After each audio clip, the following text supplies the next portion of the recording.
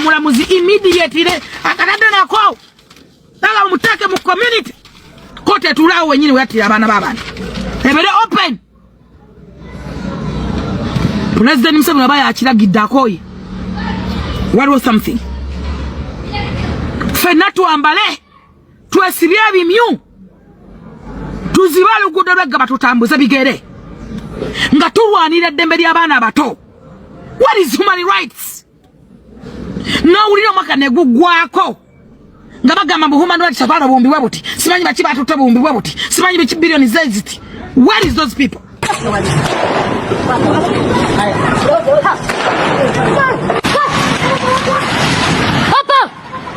Apa yoyo yoyo what?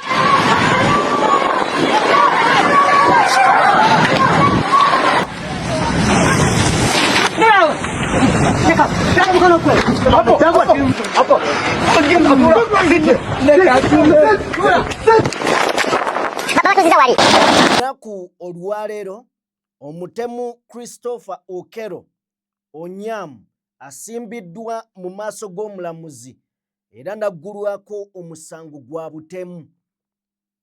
Olunaku olwalero aleeteddwa mu kooti. Tugenda beera nga tulaba byonna ebibadde mu kooti. Mu ngeri emu wabaddewo okuddayo omukulu ono gy'agambibwa okubeera nti gy'abadde awangaalira. Biki ebisangiddwa eno n'abatuuze biki bye boogera ku musajja ono? Tugenda beera nga tubiraba mu ngeri emu. Olunaku olwaleero ab'oludda oluwabula gavumenti basomye bajeti yaabwe era mu gisoma babadde bakulembeddwamu lead of opposition bangi abazze okubeerawo. Omubadde Jim Akena avuddeyo n'agamba nti General Muhoozi akolera nnyo wansi w'ebikolwa bya taata we era ono amukolokose. Tugenda beera nga ne tubiwulira mu ngeri emu.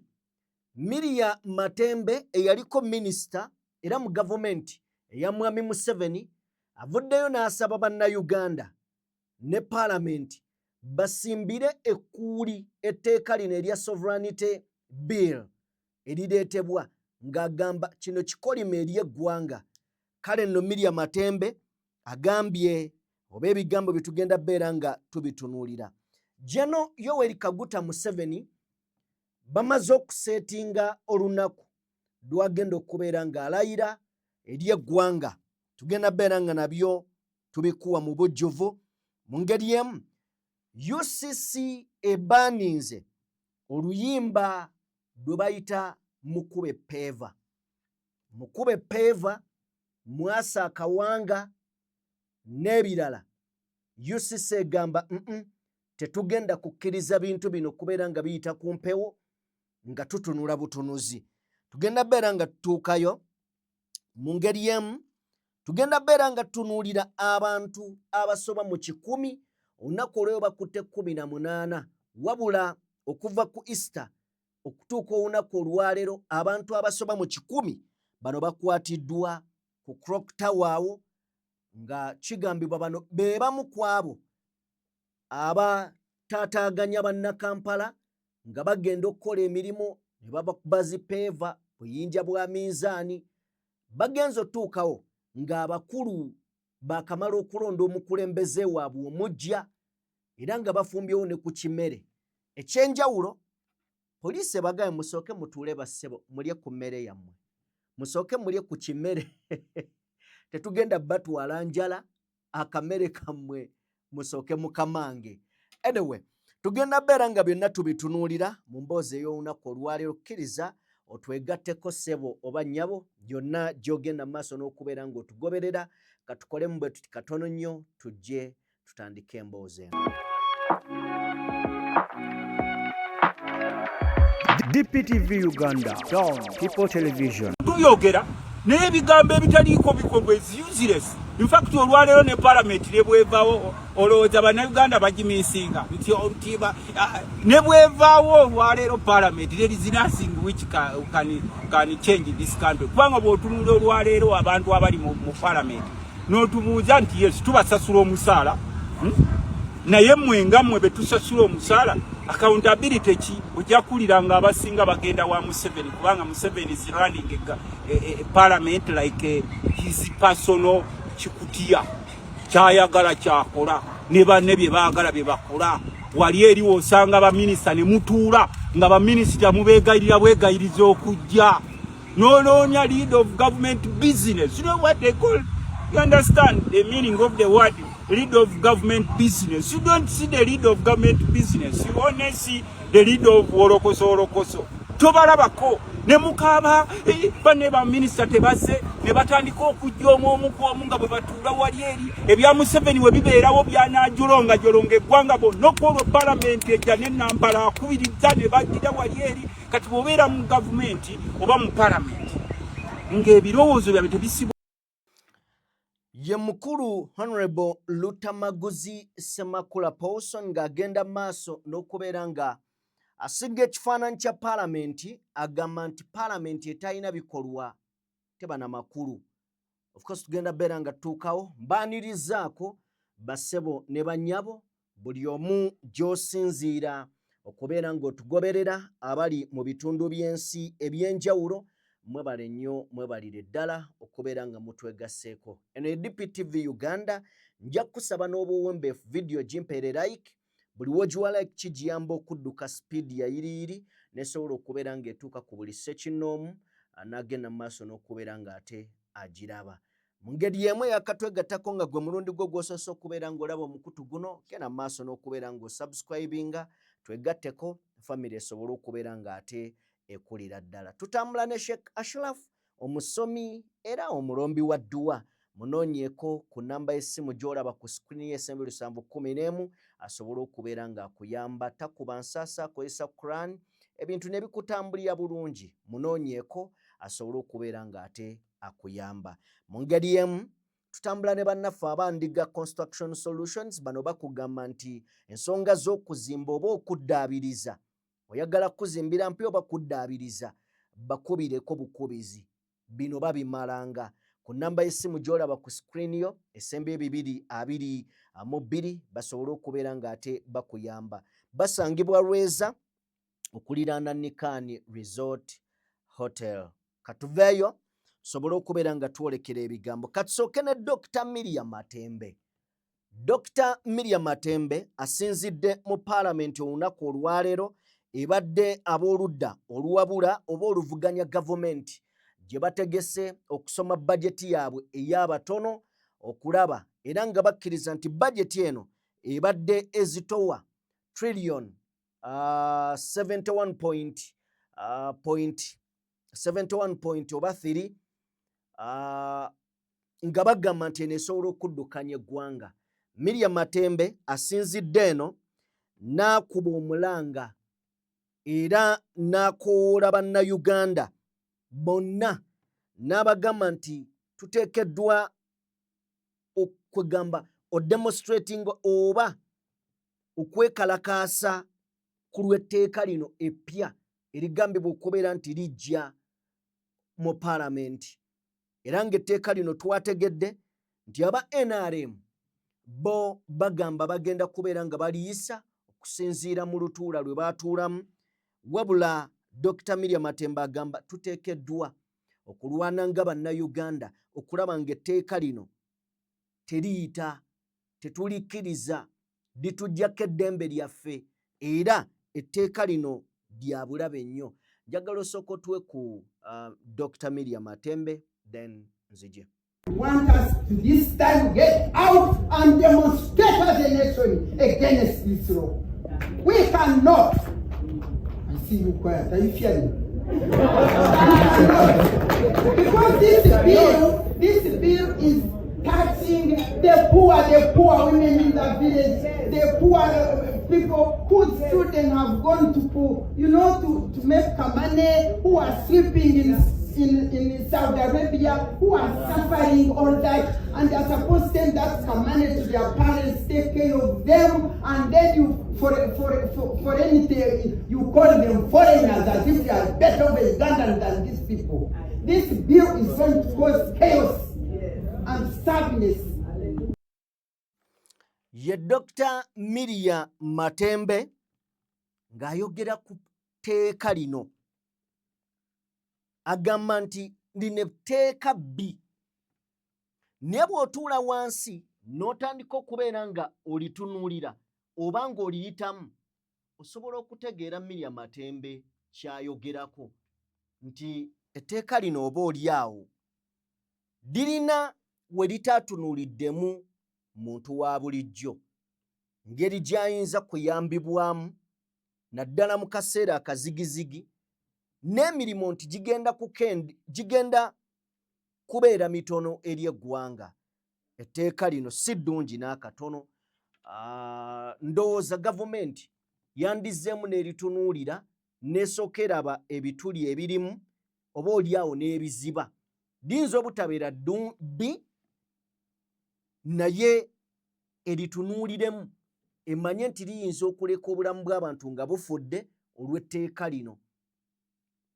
So kubanga tolina w'ogambira muntu nti maama we mulwadde ali Dubai, ali mu America, ali Switzerland, ali Canada, ali Oman, ali Kuwait, ayina access ku mobile money asobola okusindika akasente ne katuuka eri maama we oba taata we, abasawo ne bamukolako. Ffenna tumanye ebya Uganda nti mu Uganda omusawo akwatako ng'olina ssente, bwe ziba teziriwo akuyitako n'agenda ku mulala n'ofa ng'alaba, so ng'ate kyandibadde ekikulu kutaasa bulamu, then n'obanja akasente.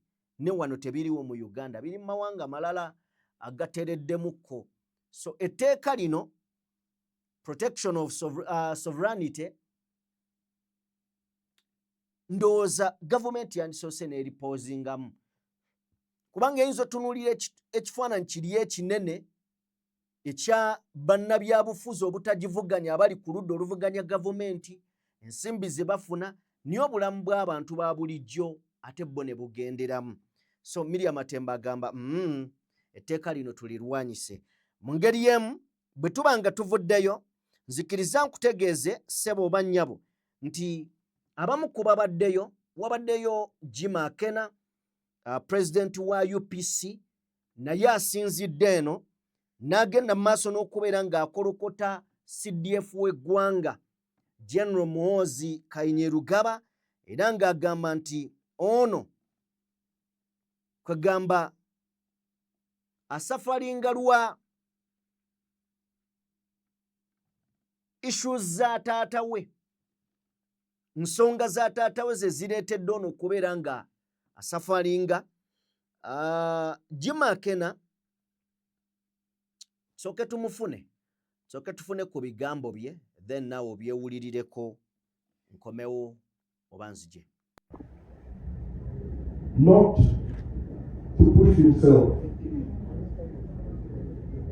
to where he is going to be a subject of ridicule. The truth is that's what he has chosen.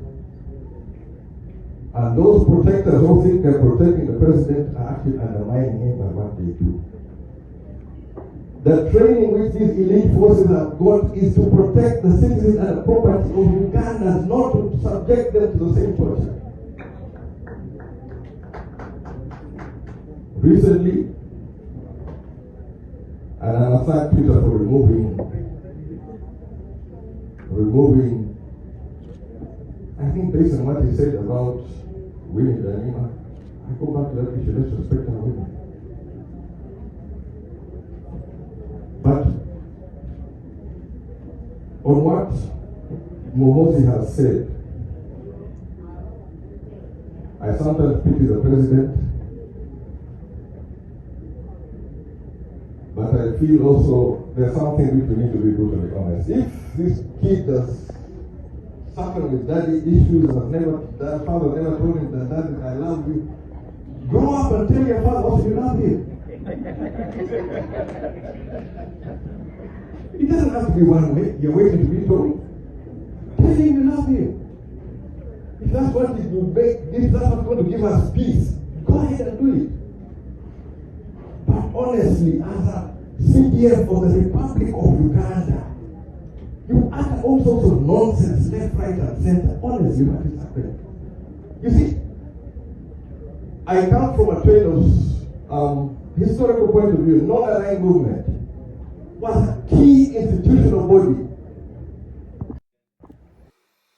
Bye bigambo bya Jimmy Akena eri General Muhoozi n'obubaka obulala bungi bwawadde ababaka ba parliament abalonde abagenda okubeera mu parliament eno eya 12 n'abalala. Now bwe tuba nga tuvuddeyo enteekateeka ez'okulayiza General Museveni zirabika nga ziwedde era nga ziri mu jjiya nnene ddala okusinziira ku bye tusobodde okufuna. Bagamba nti kikakasiddwa nti General Yoweri Kaguta Museveni waakulayira ng'ennaku z'omwezi 12 era ng'agenda kubeera ng'alayira ku kisanja eky'omusanvu. Agenda kubeera ng'alayira ekisanja eky'omusanvu nga 12 May 2026 mu kisaawe kya Meefuga e Kololo. Yes, omukolo gusuubirwa okwetabwako abakulembeze ab'enjawulo, ebikonge eby'enjawulo okuva mu mawanga ag'enjawulo. Era mbadde neetegereza wano nga batugamba nti okusinziira ku state oba ku State House bagamba nti abantu nga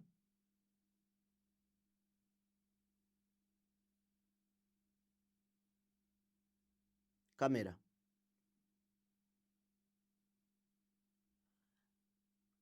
okusinziira ku State House bagamba nti abakulembeze okuva mu mawanga ag'ebweru 50 be basuubirwa okujja ku mukolo guno ogw'okulayira kwa General Museveni nga 12 May omwaka guno gwennyini nnyini. General Museveni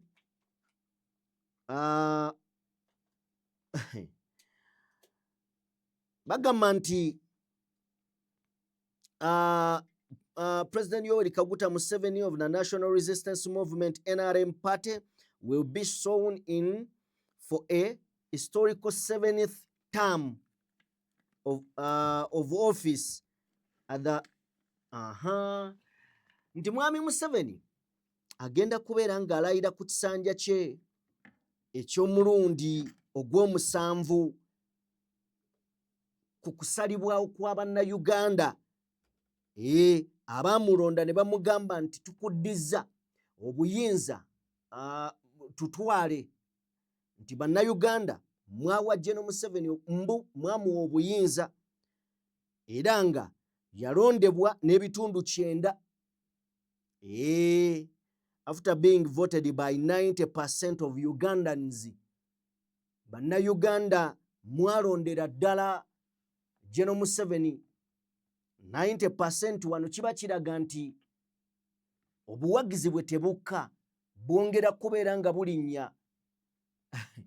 Balinga abatugamba nti Mwami Museveni wayini Giacomo Kaddiwa n'okola ki n'obuwomi, naye ng'ekyo kisoboka.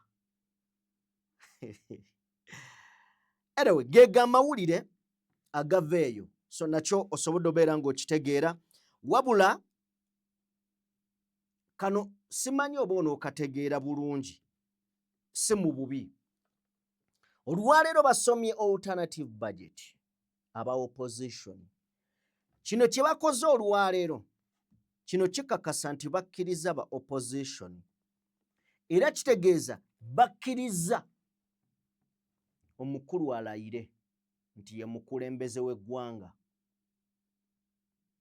Singa bagaanye okusoma alternative kubanga alternative kitegeeza nti ffe ng'ab'oludda oluvuganya singa ffe tubadde mu buyinza bwe tuti bwe tugamba neke kiri nti tetuli mu buyinza tulowooza kino kye kisobola okukola.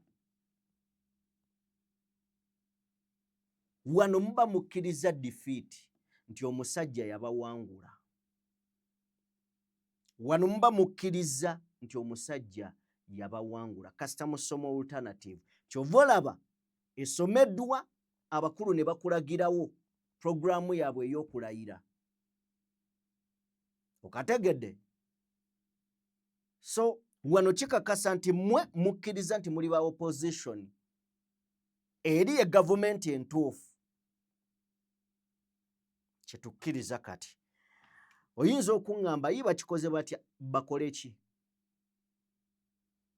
Ani alina tujja kugendayo olulala katujje.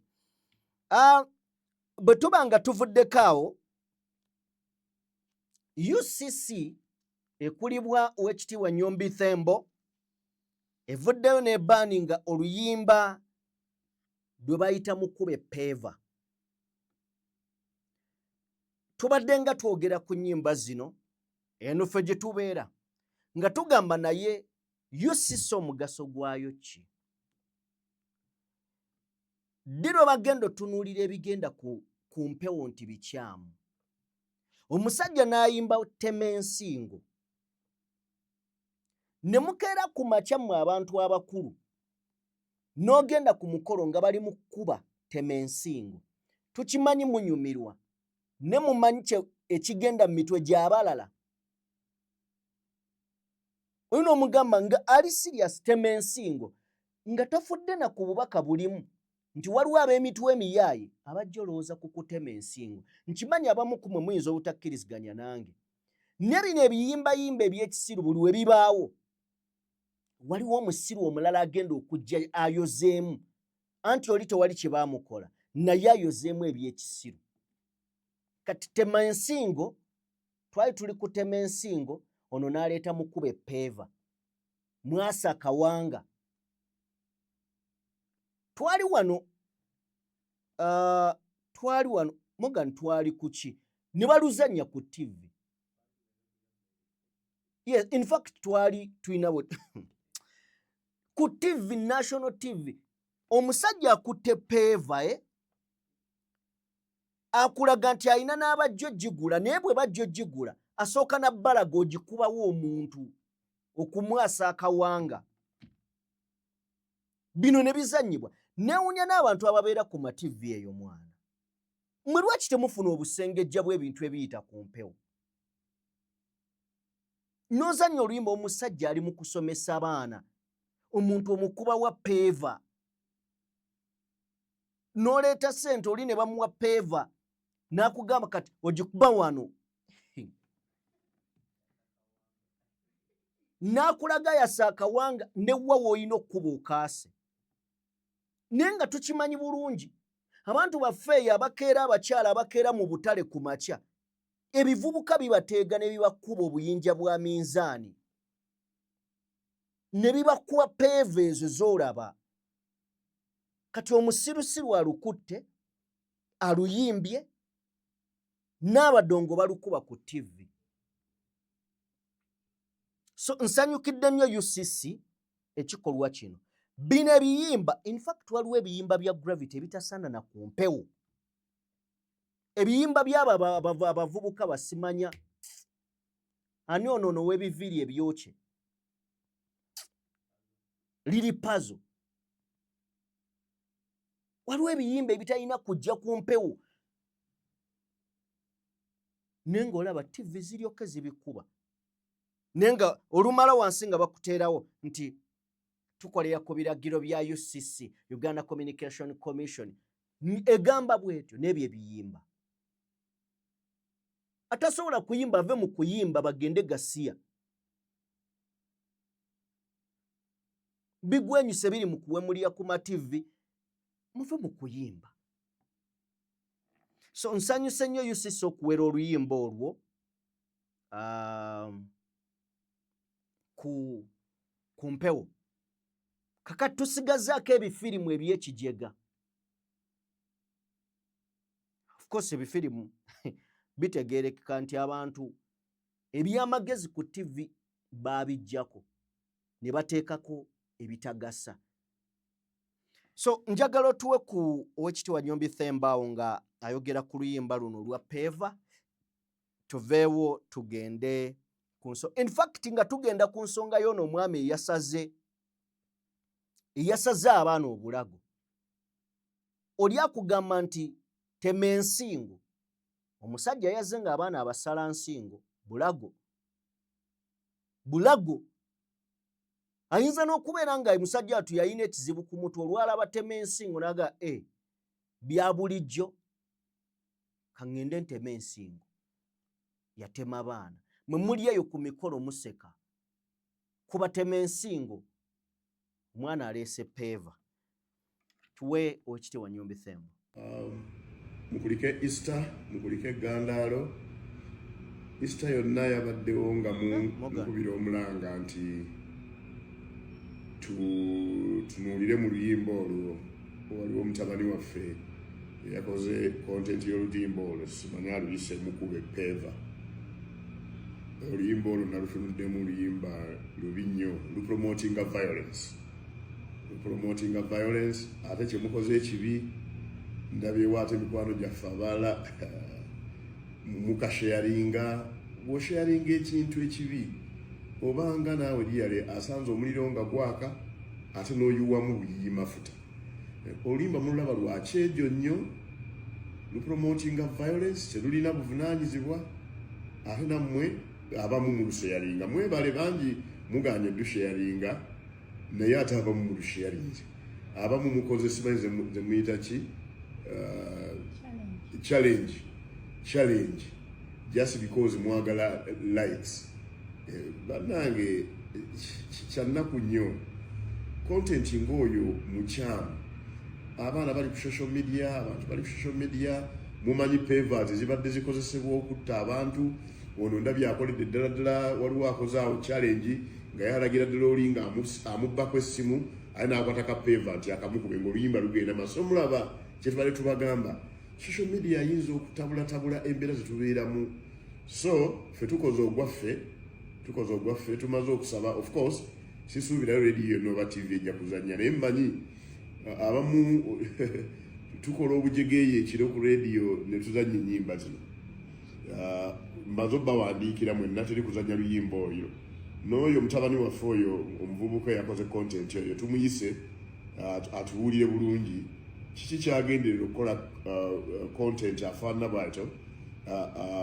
Ateekawo obusambatuko bw'oku promotinga violence ekitakkirizibwa ekimenya amateeka. Twabagamba dda nti olumu tetuli interested just mu kusiba busibi oba kukwata abantu, naye twagala olumu nsooka tubuulirira nako ayinza okuba yakikoze mu bujega.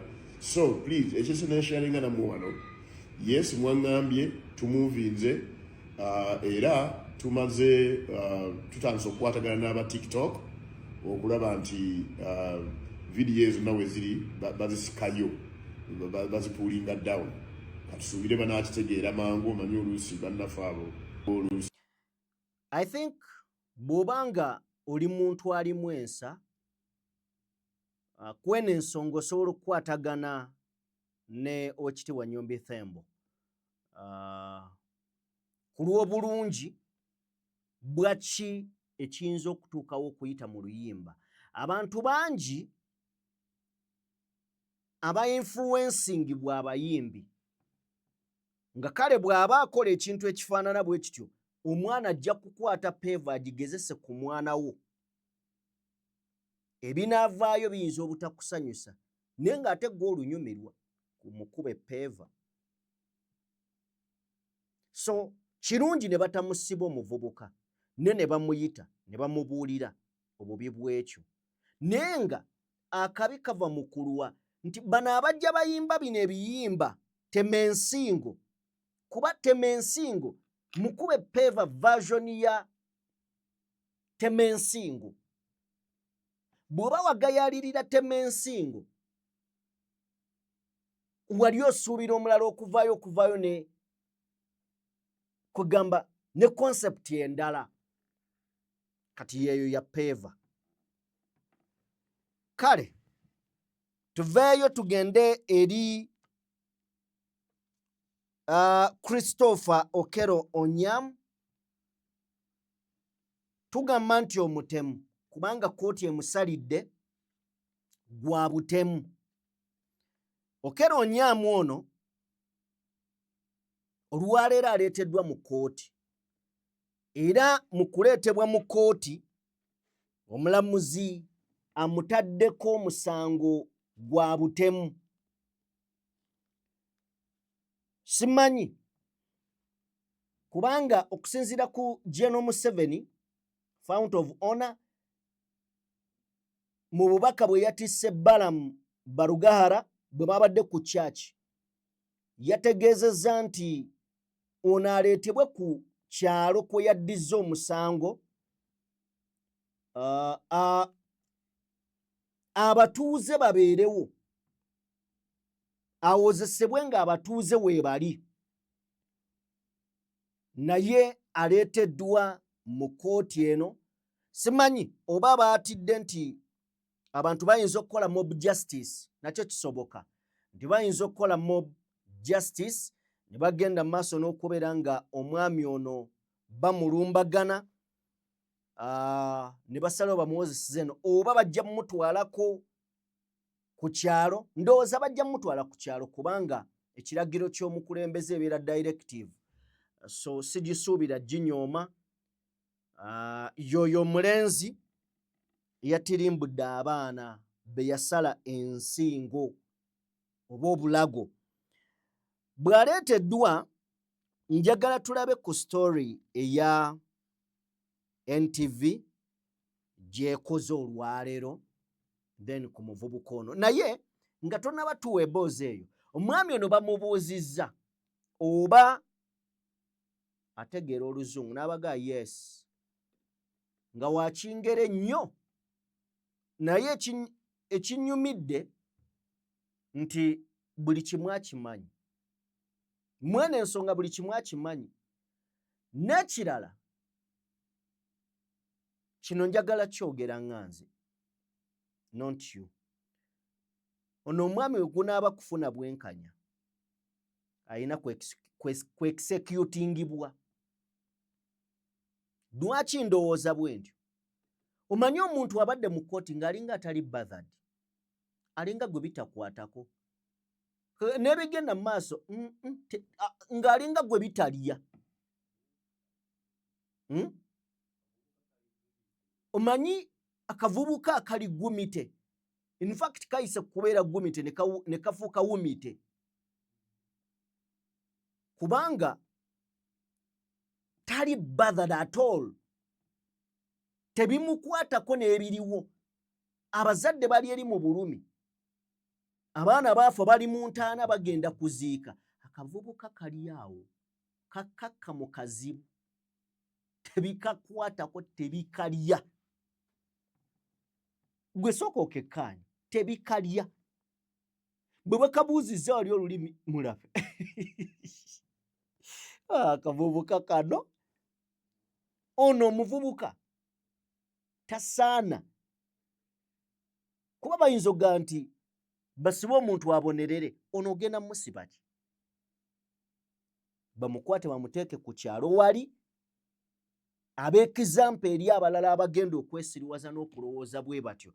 Bwe ndowooza, of course sinze mulamuzi, siri mulamuzi, era sinze nina omulagira ebyokukola, naye no ndowooza yange kayina kwexecutingibwa bwexecutings. Katulabe ku mboozi eno, sooka otuwekko kennyini nnyini we bakabuulizza, then ojje otuwe emboozi enamba. I know English only, madam. Can you use English? Yes, please. Are you comfortable with English? Yes, madam, I am. Listen carefully, these are the charges that are being communicated to you. You know, Christopher Okero, warned, male adult, age 39 years. Bamubuuza, can we use English? Koiko ya. Are you comfortable with it? Koya. Kali umite. Gumite. So, simanyi enkya tujja funayo omuntu ajja tunyumiza emboozi eno bulungi. Tujja funayo omuntu ajja tunyumiza emboozi eno bulungi. Anyway, soko tuwe ku mboozi eyo eya kooti nga bwetambudde, then tujjeyo tujje tweyongereyoko wano. Tugenda tunuulira biki ebibadde gye bagenza okunoonyereza ono yaani, Christopher yaani, then gye tugenda okujja ne soko tuweno. Mu lukuŋŋaana lwayo olwa buli wiiki poliisi ekedde kutubuulira bwa weetuuse mu kunoonyeza ku ttemu eryakolebwa ku baana bana amabujje gaba eryaleka eggwanga nga liwuniikiridde. Fayiro yaffe yawedde era leero tujja kuba tugisubmitinga ewa DPP okulaba nti Okello Christopher Onyum asimbibwa mu mbuga z'amateeka. Ayogerera poliisi y'eggwanga Kituma Lusooke yatubulidde nti omusajja Christopher Okello gwe baakwata olw'ettemu lino bwe bakyamwekebejja okuzuula obanga aliko ekikyamu ku bwongo. Omutwe gwe bwe guba si mulamu abasawo bajja tubuulira, naye at the moment tumanyi nti ye yatta abaana abo. Tumubuuza ne ku katambi akatambulira ku mikutu gya social media nga aliwo omukyala Lumiza Okello y'omu okumuttira omwana. Twapikinze interest bwe twakalabye ku mitimbagano okulaba nti bwe bawaliwo awantu wonna we tutaatuukiriza nga police tujja kumakinga sure nti ebiraka ebyo byonna tubiziba. Kati olw'eggulo lwaleero Okello aleeteddwa mu kkooti esookerwako e Makindye wakati mu bukuumi obw'amaanyi.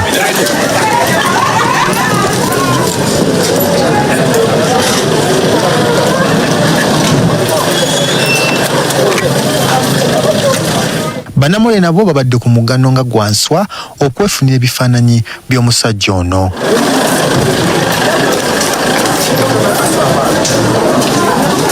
Oluvannyuma ayingiziddwa munda mu kkooti era n'asimbibwa mu maaso g'omulamuzi Aida Nanjala n'amusomera emisango egy'ettemu.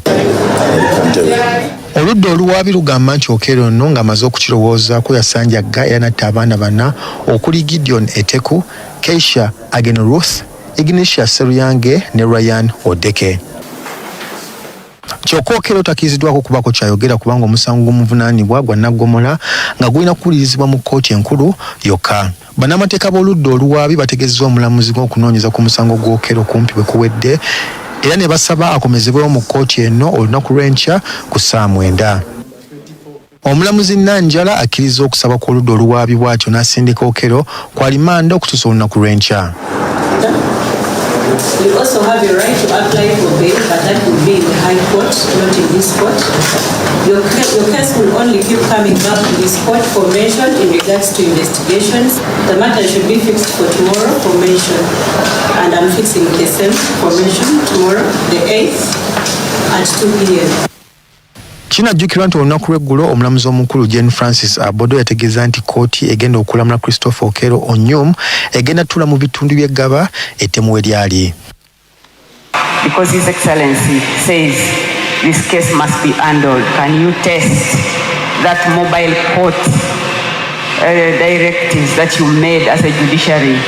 Take the court to where the incident happened and handle the case there. And handle it fast.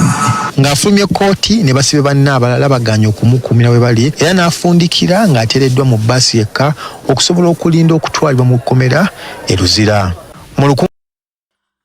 Kale, ndabyeko abasibe ababadde munda mu waliwo bbaasi nga bagamba nti mu mutuwe naffe tumulage, nabo basibe ne bagamba mukatuwe tubalage ekyokakolera. Anyway, byebyo ebibadde side zeeyo. Then waliwo story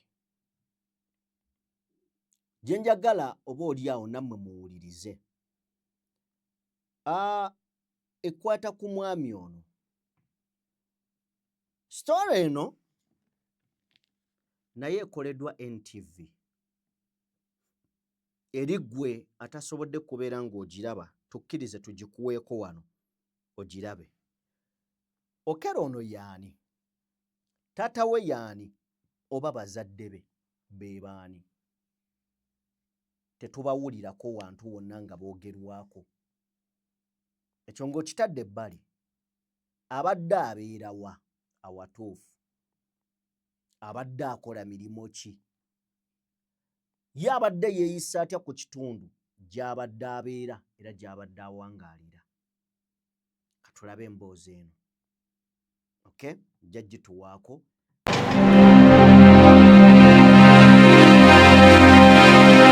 Tubukeereza Nkokola yogayoga mu bitundu by'ekyanja mu ggombolola y'e Nakawa East. Omusajja Christopher Okello Nyum agambibwa okutemula amabujje olwokuna lwa ssabbiiti ewedde ku ssomero lya Gaba Early Childhood Development and Daycare gy'abadde awangaalira. Eno ntuukidde mu zooni ya Katumba ku luguudo lw'Ekyanja Ring Road olugatta Kyanja n'Ekkungu awali ennyumba Christopher Okello Nyum zaagambibwa okuba nti kwabadde abeera. Hello, how are you now? The gatekeeper around. Kyokka eno tetukkiriziddwa kuyingira munda era ne twejjawo.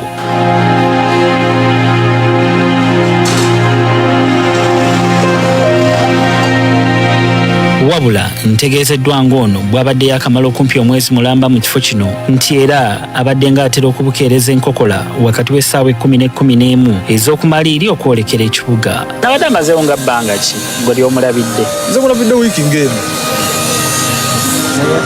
Wiki ngemu. Tamanya abadde ayingira mu yakubiri. Okay. Okello ono nti era abadde atera okwenaanika ekikooti gaalubindi olumu n'essaati enzirugavu ey'emikono emiwanvu n'engatto ezaakazibwako erya All Star era ng'aliko n'ensawo gy'abadde ng'atera okwambalira ku mugongo buli lw'abadde ava ewuwe nti teri mulundi na gumu gwe bajjukira ono okumulabako ng'aliko omuntu gw'atambula oba okubeera naye. Enfunda ono ze basobodde okumulaba abadde ng'atambulira ku bodaboda okuggyako olumu lwe baamulabako ng'avuga emmotoka ekika kya RAV4. Ate ebiseera ebisinga twamulabanga afuluma n'olweggulo ng'akomyewo. Abadde ava yekka naye ng'atambula n'ebbaaga. Alina akabaaga k'atambula nako. Twajja ku makya n'afuluma omwo n'akadomola n'agenda n'agula amafuta era nali wano ne ŋŋamba omusajja ng'embeera ze nziraba naye ng'omusajja aguze amafuta neyeyokyera mu nju. N'agenda olaba aguddewo gate ng'alina akaraavu n'ateekamu amafuta era n'afuluma. I think it was a Tuesday. Then in the evening ne mulaba ng'akomawo ku bigere. Ne ŋŋamba omugagga yagenze n'emmotoka ng'akomeddewo ku bigere. Abagoba ba bodaboda abali ekinnya n'empindi wabadde asula bagamba nti endabika ye wamma ebadde yeeyogerera lwatu mbu ng'alinga alina ekikyamu ku mutwe nga waliwo ne lwe yajja ne yeesimba wakati mu luguudo. Waliwo n'atunnyonnyodde nga bwe yatya okumutwala mu Kampala oluvannyuma lw'okwekengera endabika ye. Namulabako kuba yajja n'angambako omutwale mu downtown endaba nga omusajja ayika aliko ekikyamu. Nze ne mwasige nasobola afunawo amutwalo oba yali ani saategeera nange. Tutuuseeko ne ku kirabo ky'emmere wabadde atera okufunira ekyemisana nga bano batunnyonnyodde engeri gy'abadde alabikamu nga nabo beebuuza wa gye yajja obuvumu obutemula abantu anti endabika ye ebadde eraga nti munafu. Did you get the energy to stop? That is what everyone is questioning. Sickly. We used to. When I saw him like twice. Yeah, and I was like. Waliwo n'abatutegeezezza nga bw'aliko n'essomero erimu mu kitundu kino lye yasooka okugezaako okutuukirira wabula eno teyafuna mukisa kusukka wankaaki waalyo kubanga abaawo beekengera endabika ye ng'alinga eyakoowola ttembo. Agamu ku maduuka gye yatuuka okubaako byagula batubuulidde ku mbeera eyaliwo oluvannyuma lw'okusasula ssente ate n'azibajjako. Ayagala engatto ne tumugamba engatto ya mitwalo 18. Nagamba alina 15 so ne tumugamba let's first talk to our boss bwakkiriza 15 tukole business. So now trying out engatto but then after a few minutes ate ne yeekyanga n'atandika okuleekaana so business teyagenda maaso ne twawukana. Yali sente azituwadde 15 but twali tukya communicating ne boss waffe bw'abakkiriza wenga to yali ya 18. So tugamba katwogere ne boss bw'akkirize 15 kuba yali already amaze ozituwa. Natandika ogamba ate mumpe sente zange mungenda munziba ngenda kuba enduulu ate nga twali tukyayogera na boss waffe so etumudiza sente. Mu kunoonyereza kwaffe tukizudde nti avunaanyizibwa ku nnyumba kw'abadde asula mu zooni ya Katumba ekyanja mu ggombolola y'e Nakawa yali yamwanjula ewa ssentebe w'ekyalo era nga tuliko n'ebbaluwa ya ssentebe Christopher Tabula gye yassaako omukono gye tulabyeko. Abamu ku baaliwo nga poliisi emulese okwaza ennyumba ye batutegeezezza bye baasangamu. Engi amaanyi nnyo kubanga omuntu w'otuuka nti tolina na waakusula nga tolinaamu mufaliso. Kyampe ne ŋŋamba omusajja ono alabika alina bye yali akola ki bye yali akweka kubanga omuntu kale ekisookebwako mu nnyumba gy'oba opangisizza gwe mufaliso ate ng'ebintu ebye yali ayina byali bya bbeeyi engeri gye yali nti avudde bwerwa. Bw'oyogera ku bintu eby'ebbeeyi soko obitumenyeremuko wammanga byali bintu ki? Ebintu eby'ebbeeyi omuntu w'ogulira gaasi afumba omuntu w'obeera ne laptops omuntu w'obeera n'engoye ez'ebbeeyi jiini ez'amaanyi ddala amazima omufaliso oyinza okubanga gukulemu okugula. Kyokka bano balaze okutya nti bangi ku bapangisa beebalama nnyo okwanjulibwa mu bassentebe ekikaluubiriza ebyokwerinda by'ekitundu.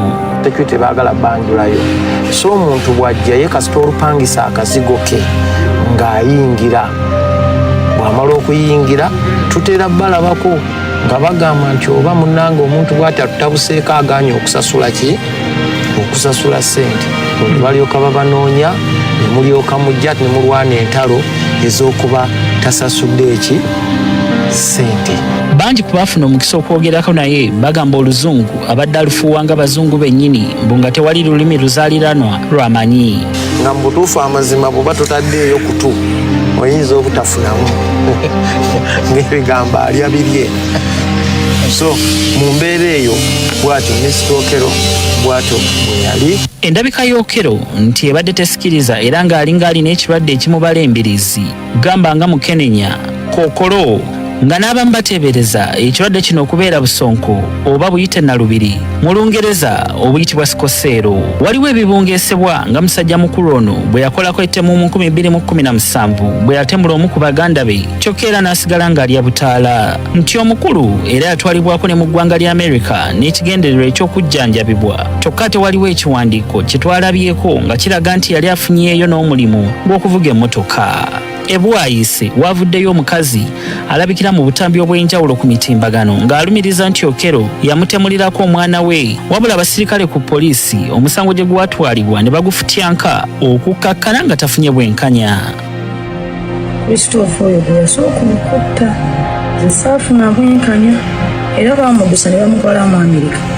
Nengezaako okgenda ekibuli mu basirikale neerwaneko mbuno nga fayiro yabula era fayiro yali 00-19. Ono alumiriza nti singa Okero ono yakwatibwa mu kaseera ako ebyabaddewo tebyandituuseewo nti era ono ayinza okuba ng'alina endwadde z'omutwe ezimuleetera okutabuka n'ava mu buntu oba oli awo nga kye kimuviirako okukwata omwambo omwogi n'agunaawa amabujje.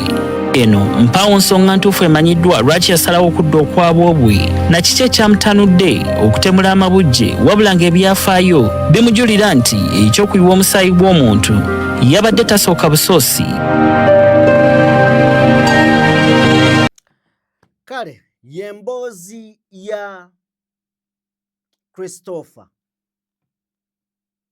ekituufu kiri nti matankane kubanga bw'oba owulira nga bakugamba nti yatwalibwa mu Amerika kujjanjabwa naye ate ekiwandiiko kiraga nti yafunayo n'omulimu gwa kuvuga. Katusabe wabeewo obwenkanya awo, katusabe wabeewo obwenkanya. Nzikiriza nkugjeyo mu mboozi eyo tugende eri abavubuka abateega abantu ku makya n'ekiro ku Clock Tower ne bagenda mu maaso n'okwera ng'ate babanyagululako ebintu byabwe. Olunaku olwaleero poliisi ne KCCA bakoze ekikwekweto tokoowenja ku Clock Tower n'ebitundu ebiriraanyeewo awo. Era ekikwekweto kino amasasi gavuze. Amasasi gavugidde ddala awo ku Queensway. Poliisi bw'egenze mu maaso n'okuba ng'esalako omwala abavubuka bano gye babadde beekukuma. Era okusinziira ku mawulire agaliwo galaga nti okuva ku Easter okutuuka olunaku olwaleero leero bakutte 18. Leero bakutte 18 naye okuva ku Easter abantu 100 be baakakwatibwa. Mu nnaku 2 100 be bakwatiddwa wano. Kakati nga woolengera awo abakulu we babadde bakasiba. Ng'eyo wansi mu mwala eyo baakolayo ndowooza ensi yaabwe n'amannya. Nga balina amannya gaabwe n'obuyumba bwabwe nga bw'olengera awo. Naye ggwe tontya Mafia Boss. Kati akayumba ako koolaba ye mukulembeze omupya gwe babadde baakalonda nga yayina akayumba kake. Babadde bafunamu n'akadde ne balya ku nkoko omuceere. Kakati ojja tuzzaayo kayumba ka Geno Geno kagende maaso awo Geno Black. Kakati omukulu awo abadde asula Boss akake kanjawulomu. Babasanze bali awo bafumbye ekimere. Poliisi kyekoze n'egamba abakulu musooke mulye kamere tubatwale bulungi mulye kamere kammwe. Era ne batuula kati pozingira awo 2026 olwo oluggi lwolaba Mafia Boss wabadde asula. Mafia Boss wabadde asula awo. Naye okubakwata tebibadde byangu. Kubadde nga kubaka nseenene. Kakati awo woolengera poliisi esose n'ebaleka balye ekimere. Emaze obbakwata era basangiddwa n'ebikola byonna. Ne poliisi kyekoze ne bagamba abakulu musooke mulye akamere kammwe. Bataano ssebo bakuuma obulamu. Protectors iraba weeziri. Obupiira weebuli nnyo. Ojja tuwaako ku mboozi eyo. Okay. Annaye agavubuka gituweerekawo weeri. Nga babadde bateganya ku Clock Tower ne basikako abantu obusawo okubabbako amasimu gakwogase n'ebirala. Kati nga bategedde bino abakuumaddembe nga baliwamu n'ekitongole ki KCCA babitaddemu engatto okuweemu n'abavubuka bano bamanyi yabawa obuyinza okumalako bannakampala emirembe. Ku Clock Tower wenyini we bakolera era we babadde basula abatabadde na kusooka kweyanjula abakuumaddembe babaguddeko ekiyiifuyiifu ne babakwata nga nseenene.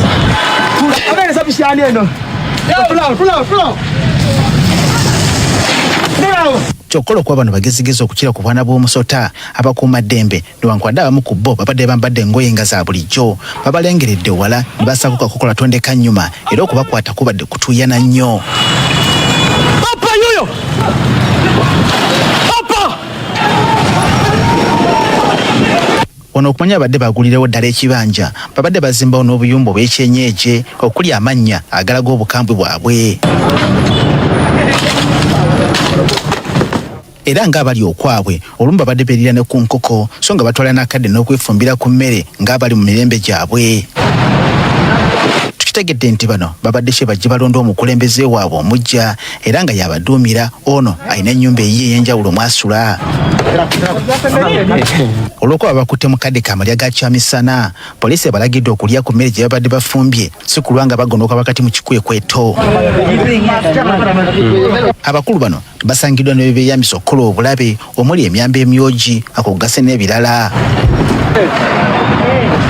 Rachel Kawala ayogera poliisi mu Kampala ko n'emiriraano atugambye nti leero bakutte abavubuka 18 nga bano be bazze batuuse obulabe ku batambuze. Tukoze ekikwekweto nga tukolaganira wamu n'ebitongole ebirala ebyokwerinda nga olunaku olwaleero tuzudde n'ekifo abano gye beekweka nga bamaliriza okunyaga obusimu, okunyakula obusawo n'ebintu ebirala. Kyokka nagambye nti kikwekweto kino kyatandise ku lunaku lwaggulu mu bitundu bya Kampala ebyenjawulo ng'omugatte bakakwata abantu basukka mu 10. Olunaku olwaleero tukutte abantu 18 naye nga ekisinga obubi abasingamu baana bato myaka 12 myaka 13 nga n'olunaku olw'eggulo era mu bitundu ebya Clock Tower tulina abantu betwayodde okutuyambako mu kunoonyereza abasoba mu 10. Bukati ono bagenda kusunsulwamu abanaazuuka nga bazziba misango bagasimbagane n'omulamuzi babitebye. Kale byebyo bassebo ne bannyabo abasajja bakolayo akafo kaba naye okubakwata zibadde nga nseenene bayita tetugenda sukkako wano. Njagala kubebaza mwenna betutambudde nammwe okuva twatandikidde okutuuka wano tugenze maaso n'okubeera ng'ate tugikubira oluku mutwe. Katonda omulungi ow'ekisa abampeere bye musinga okubeera nga mwagala. Nze Sajjime mbadde ne Morgan Kulenzi yali ku mapeesa. Mubeere bulungi mweraba.